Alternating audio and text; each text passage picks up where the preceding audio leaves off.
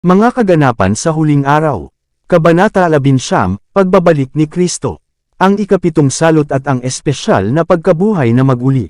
Mayroong isang malakas na lindol, ang gayon ay hindi pa naganap mula nang ang mga tao ay nasa lupa, ay isang napakalakas na lindol, at napakalakas, Apokalipsis Kapitulo 16 versikulo 17, 18. Lumilitaw na bumukas at sumasara ang kalangitan. Ang kaluwalhatian mula sa trono ng Diyos ay tila kumikislap. Ang mga bundok ay nanginginig na parang tambo sa hangin, at ang mga magaspang na bato ay nakakalat sa lahat ng dako. Ang buong lupa ay umuusad at umuuga tulad ng mga alon sa dagat. Nasa Syra ang ibabaw nito. Ang mismong mga pundasyon nito ay tila nagbibigay daan. Ang mga tanikala ng bundok ay lumulubog. Nawawala ang mga pinaninirahan na isla. Ang mga daungan na naging tulad ng Sedoma para sa kasamaan ay nilamon ng galit na tubig. Ang mga malalaking granazo, bawat isa ay, sa bigat ng isang talento, ay gumagawa ng kanilang gawain ng pagkawasak, talata 11, 21. Binuksan ang mga libingan, at marami sa nanggatutulag sa alabok ng lupa, gising, ang iba sa buhay na walang hanggan, at ang iba sa kahihiyan at walang hanggang paghamak, Daniel Kapitulo 12 versikulo 2. Lahat ng namatay sa pananampalataya sa mensahe ng ikatlong anghel ay lumabas mula sa libingan na niluwalhati upang marinig ang tipan ng kapayapaan ng Diyos sa mga tumutupad sa kanyang batas.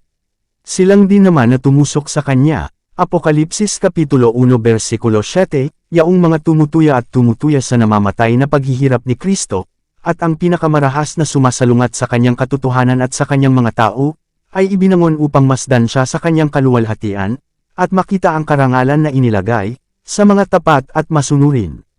Ipinapahayag ng Diyos ang panahon ng pagdating ni Kristo. Madilim at mabibigat na ulap ang bumungad sa isa't isa. Naghiwalay ang kapaligiran at gamulong pabalik. Pagkatapos ay maaari tayong tumangala sa open space sa Orion, kung saan nanggaling ang tinig ng Diyos. Hindi nagtagal ay narinig namin ang tinig ng Diyos. The voice of God is heard repeatedly during the period immediately preceding Christ's return, tulad ng maraming tubig, na nagbigay sa atin ng araw at oras ng pagparito ni Jesus. Ang mga buhay na banal, na 144,000 ang bilang, ay nakakaalam at nakaunawa sa tinig, habang ang masasama ay nag-aakalang ito ay kulog at lindol. Habang sinabi ng Diyos ang araw at oras ng pagdating ni Jesus, at ibinigay ang walang hanggang tipan sa kanyang mga tao, nagsalita siya ng isang pangungusap, at pagkatapos ay huminto, habang ang mga salita ay umiikot sa mundo. Ang Israel ng Diyos ay tumayo na ang kanilang mga mata ay nakatutok sa itaas, nakikinig sa mga salita habang sila ay nagmumula sa bibig ni Jehovah at gamulong sa lupa tulad ng mga kulog ng pinakamalakas na kulog. Ito ay napakasolem. Sa dulo ng bawat pangungusap ang mga banal ay sumigaw, luwalhati. Aleluya! Ang kanilang mga mukha ay naliwanagan ng kaluwalhatian ng Diyos, at sila ay nagliwanag ng kaluwalhatian gaya ng mukha ni Moises nang siya ay bumaba mula sa Sinai. Ang masasama ay hindi makatingin sa kanila para sa kaluwalhatian. At nang ang walang katapusang pagpapala ay binibigkas sa mga nagparangal sa Diyos sa pagpapanatiling banal ng kanyang Sabat, nagkaroon ng malakas na sigaw ng tagumpay laban sa hayop at sa kanyang larawan. Wala akong kahit katiting na kaalaman tungkol sa oras na sinabi ng tinig ng Diyos. Narinig ko ang oras na ipinahayag, ngunit wala akong alaala sa oras na iyon pagkatapos kong lumabas sa pangitain. Ang mga eksena ng gayong kapanapanabik, solemn na interes ay dumaan sa aking harapan dahil walang wikang sapat na ilarawan. Ang lahat ng ito ay isang buhay na katotohanan sa akin, dahil malapit sa tagpong ito ay lumitaw ang malaking puting ulap, kung saan nakaupo ang anak ng tao. Ang teroridad ng nawala, kapag ang lupa ay umiikot na parang lasing, kapag ang langit ay umuuga at ang dakilang araw ng Panginoon ay dumating, sino ang makatatayo? Isang bagay na nakikita nila sa nanginginig na paghihirap na kung saan ay susubukan nilang makatakas ng walang kabuluhan. Narito, siya ay dumarating na kasama ng mga alapaap, at makikita siya ng bawat mata, Apokalipsis Kapitulo 1 versikulo 7. Ang mga hindi ligtas ay nagbibigkas ng mabangis na mga impresyon sa paipong kalikasan, ang kanilang Diyos, mga bundok at mga bato, manggahulog kayo sa amin, at itago ninyo kami sa mukha niya na nakaupo sa trono, Apokalipsis Kapitulo 6 versikulo 16. Kapag ang tinig ng Diyos ay nagpabalik-balik sa pagkabihag ng kanyang mga tao, mayroong isang kakilakilabot na paggising ng mga nawalan ng lahat sa malaking labanan ng buhay. Ang pakinabang ng isang buhay ay natangay sa isang sandali. Ang mayayaman ay nagdadalamati sa pagkawasak ng kanilang mga maringal na bahay, sa pagkalat ng kanilang ginto at pilak. Ang masasama ay napupuno ng panghihinayang, hindi dahil sa kanilang makasalanang pagpapabe sa Diyos at sa kanilang kapwa, kundi dahil ang Diyos ay nagtagumpay. Nagdadalamati sila na ang resulta ay kung ano ito, ngunit hindi sila nagsisisi sa kanilang kasamaan. Si Jesus ay bumaba sa kapangyarihan at kaluwalhatian. Hindi nagtagal ay lumitaw sa silangan ng isang maliit na itim na ulap, halos kalahati ng laki ng kamay ng isang tao. Ito ang ulap na pumapalibot sa tagapagligtas, at tila sa malayo ay nababalot ng kadiliman. Alam ng mga tao ng Diyos na ito ang tanda ng anak ng tao. Sa mataimtim na katahimikan ay pinagmamasdan nila ito habang papalapit ito sa lupa, nagiging mas magaan at lalong maluwalhati, hanggang sa ito ay isang malaking puting ulap. Ang base nito ay isang kaluwalhatian na parang apoy na tumutupok, at sa itaas nito ay ang bahaghari ng tipan. Si Jesus ay sumakay bilang isang makapangyarihang manlulupig. Sa pamamagitan ng mga awit ng celestial na himig ang mga banal na anghel, isang malawak, hindi mabilang na karamihan, ay dumalo sa kanyang daan. Ang kalawakan ay tila puno ng nagniningning na anyo, 10,000 ulit ng 10,000, at libo-libo. Walang panulat ng tao ang makakapaglarawan ng eksena, walang mortal na pag-iisip ang sapat upang maisip ang ningning nito. Ang hari ng mga hari ay bumaba sa ulap, na nababalot ng nagniningas na apoy. Ang langit ay pinagsama-samang parang balumbon, ang lupa ay nanginginig sa harap niya, at ang bawat bundok at pulo ay naalis sa kinalalagyan nito. Ang reaksyon ng mga bamutes sa kanya, yaong mga gumawa ng pinakatanyag na bahagi sa pagtanggi at pagpapako kay Kristo sa krus ay lumalabas upang makita siya bilang siya, at yaong mga tumanggi kay Kristo ay umahan at nakita ang mga banal na niluwalhati, at sa panahong iyon ang mga banal ay nabago sa isang saglit, sa isang kisap mata, at inaagaw upang salubungin ang kanilang Panginoon sa himpapawid. Ang mismong mga nagsuot sa kanya ng damit na kulay ube at naglalagay ng koro ng tinik sa kanyang noo, at ang mga naglalagay ng mga pako sa kanyang mga kamay at paa, ay tumingin sa kanya at tumatangis. Naaalala nila kung paano binaliwala ang kanyang pag-ibig at inabuso ang kanyang habag. Naiisip nila kung paano si Barabas, isang mamamatay tao at isang tulisan, ay pinili bilang kahalili niya, kung paano si Jesus ay pinutungan ng mga tinik at hinigupit at ipinako sa krus, kung paano sa mga oras ng kanyang paghihirap sa krus, tinutuya siya ng mga saserdote at mga pinuno, na nagsasabi, bumaba siya mula sa krus, at paniniwalaan natin siya. Iniligtas niya ang iba, siya mismo ay hindi makapagliligtas. Ang lahat ng pang-iinsulto at sa kabila ng pag-aalay kay Kristo, lahat ng pagdurusa na dulot ng kanyang mga disipulo, ay magiging sariwa sa kanilang alaala gaya noong ginawa ang mga gawaing Satanas. Ang tinig na madalas nilang marinig sa pagsusumamo at panghihikayat ay muling maririnig sa kanilang mga tainga. Bawat tono ng magiliw na paghingi ay manginig ng malinaw sa kanilang mga tainga gaya noong ang tagapagligtas ay nagsalita sa mga sinagoga at sa lansangan. Kung magkagayoy ang mga tumusok sa kanya ay tatawag sa mga bato at kabundukan na bumagsak sa mga ito at itatago ang mga ito sa mukha niya na nakaupo sa trono at mula sa puot ng kordero. Gumising, kayong natutulog, at bumangon.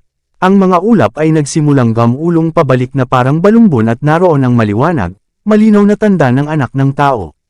Alam ng mga anak ng Diyos kung ano ang ibig sabihin ng ulap na iyon.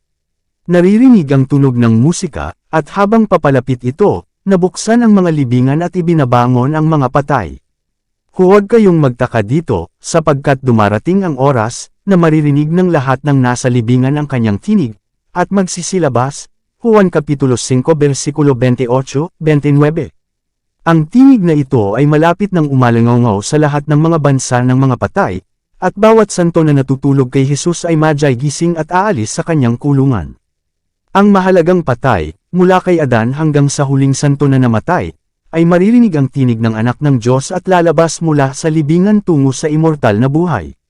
Sa gitna ng pag-uurong ng lupa, ng kidlat, at ng dagandong ng kulog, ang tinig ng anak ng Diyos ay tumatawag sa mga natutulog na banal. Tinitingnan niya ang mga libingan ng mga matuwid, pagkatapos, itinataas ang kanyang mga kamay sa langit, sumigaw siya, gumising, gumising, gumising, kayong natutulog sa alabok, at bumangon. Sa buong kahabaan at lawak ng lupa ay maririnig ng mga patay ang tinig na iyon, at silang makakarinig ay mabubuhay. At ang buong lupa ay aalingaw sa yapak ng napakalaking hukbo ng bawat bansa, lahi, wika, at mga tao. Mula sa bilangguan ng kamatayan sila ay nagmula, na nararamtan ng walang kamatayang kaluwalhatian, sumisigaw, o kamatayan, nasaan ang iyong tibo? O libingan, nasaan ang iyong tagumpay?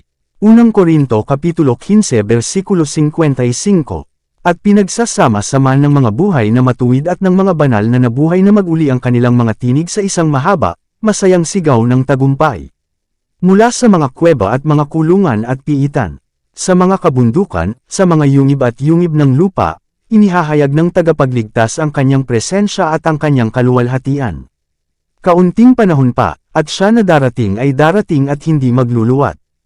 Ang kanyang mga mata na parang ninggas ng apoy ay tumagos sa mabilis na saradong mga piitan at hinahabol ang mga nakatago, sapagkat ang kanilang mga pangalan ay nakasulat sa aklat ng buhay ng kordero.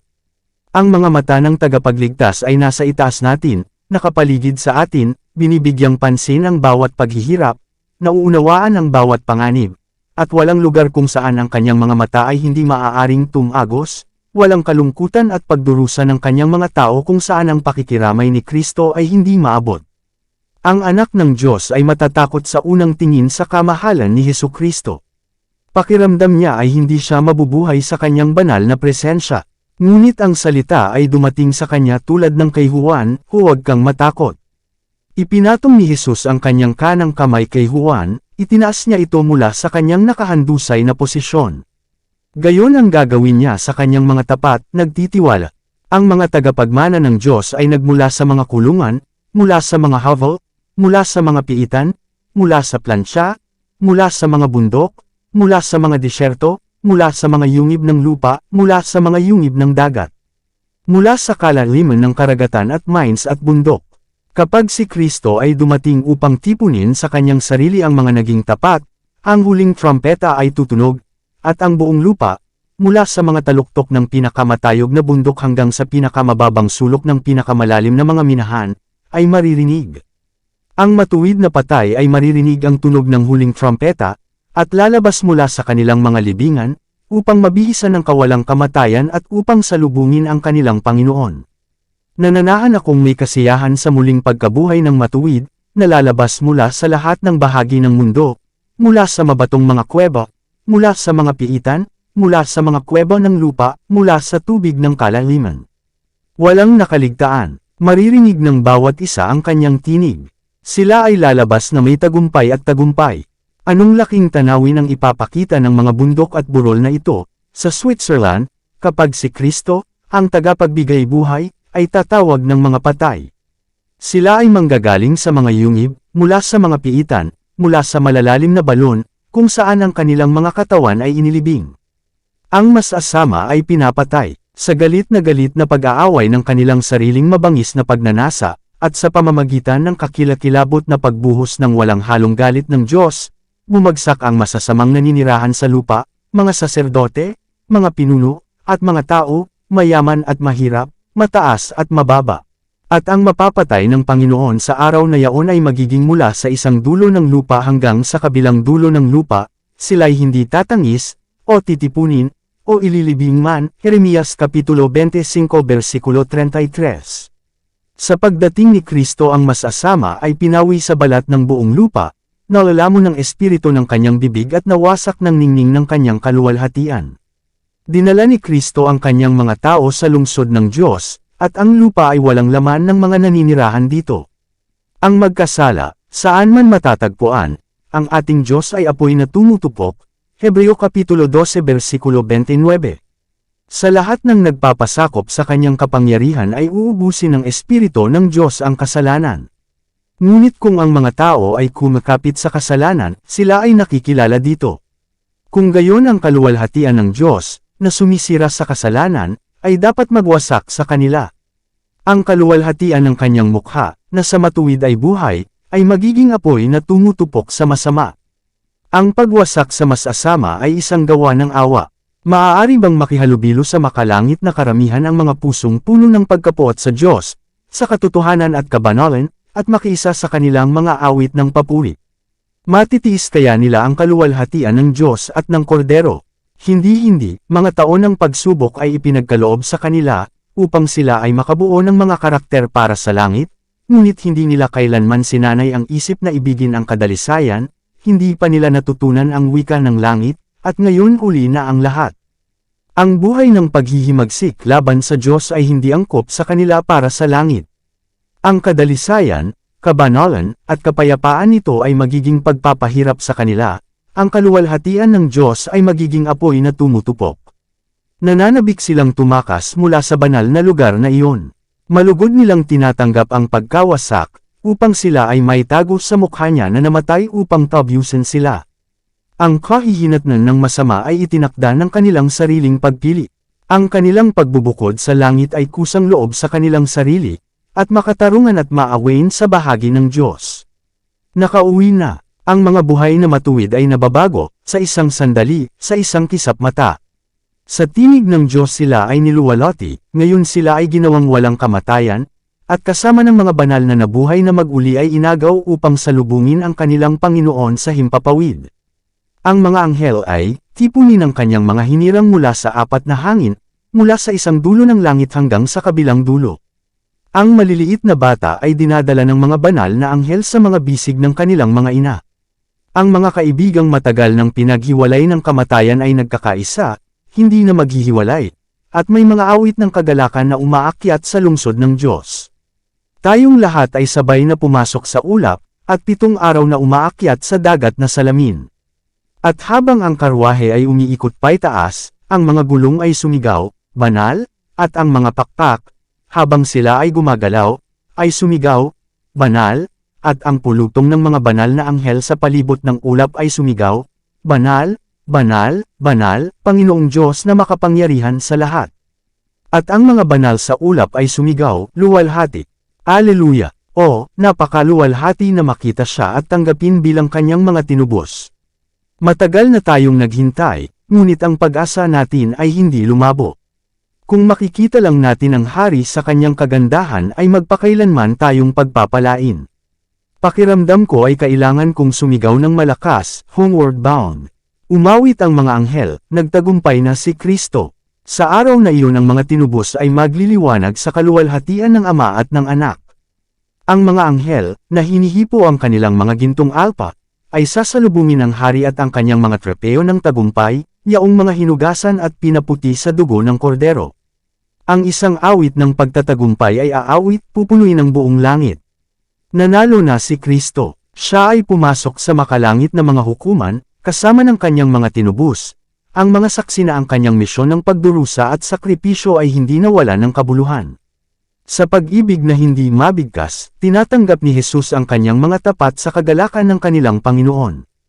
Ang kagalakan ng tagapagligtas ay makita sa kaharian ng kaluwalhatian ang mga kaluluwang naligtas sa pamamagitan ng kanyang paghihirap at kahihiyan. Sa mga resulta ng kanyang gawain ay makikita ni Kristo ang kabayaran nito. Sa napakaraming tao na hindi mabilang ng sinuman, ay nagpakitang, walang kapintasan sa harapan ng kanyang kaluwalhatian na may labis na kagalakan, siya na ang dugo ay tinubos at ang buhay ay nagturo sa atin ay, makikita ang paghihirap ng kanyang kaluluwa, at masisiyahan. Ang mga banal na binigyan ng mga korona at alpa. Nakita ko ang napakaraming bilang ng mga anghel na nagdadala mula sa lungsod ng maluwalhating mga korona, isang korona para sa bawat santo, na nakasulat ang kanyang pangalan. Nang tawagin ni Jesus ang mga korona, iniharap sila ng mga anghel sa kanya, at sa kanyang sariling kanang kamay, inilagay ng kaibig-ibig na Jesus ang mga korona sa mga ulo ng mga banal. Sa dagat ng salamin ang 144,000 ay nakatayo sa isang perpektong parisukat. Ang ilan sa kanila ay may napakaliwanag na mga korona, ang iba ay hindi masyadong maliwanag. Ang ilang mga korona ay mukhang mabigat sa mga bituin, habang ang iba ay may ngunit kakaunti. Ang lahat ay ganap na nasiyahan sa kanilang mga korona. Ang korona ng buhay ay magiging maliwanag o malabo, kumikinang sa maraming bituin, o masisilayan ng kaunting hiyas, alinsunod sa ating sariling kilos. Walang maliligtas sa langit na may koro ng walang bituin. Kung ikaw ay pumasok, magkakaroon ng ilang kaluluwa sa mga korte ng kaluwalhatian na nakahanap ng pasukan doon sa pamamagitan ng iyong instrumentality. Bago pumasok sa lungsod ng Diyos, ipinagkaloob ng tagapagligtas sa kanyang mga tagasunod ang mga sagisag ng tagumpay, at inilagay sa kanila ang tanda ng kanilang maharlikang estado. Ang mga kumikinang na hanay ay iginuhit sa anyo ng isang guwang na parisukat sa palibot ng kanilang hari. Sa mga ulo ng mga nagtagumpay, si Jesus sa pamamagitan ng kanyang sariling kanang kamay ay inilalagay ang korona ng kaluwalhatian. Sa bawat kamay ay inilalagay ang palad ng nagwagi, at ang kumikinang na alpa. Pagkatapos, habang hinahampas ng mga nag-uutos na anghel ang nota, ang bawat kamay ay nagwawalis ng mga kwerdas ng alpa na may mahusay na pagpindot, nakakagising ng matamis na musika sa mayaman, malambing na mga himig. Sa harap ng tinubos na pulutong ay ang banal na lungsod. Binuksan ni Jesus ang malaperlas na pintuang bayan, at pumasok ang mga bansang nag-iingat ng katotohanan. Dito nagtatapos ang Kabanata 11. Para updated ka sa susunod na mga kabanata ay huwag kalimutang mag-subscribe sa ating channel Renilab TV, mag-like na at mag-share sa ating mga video. Maraming salamat po.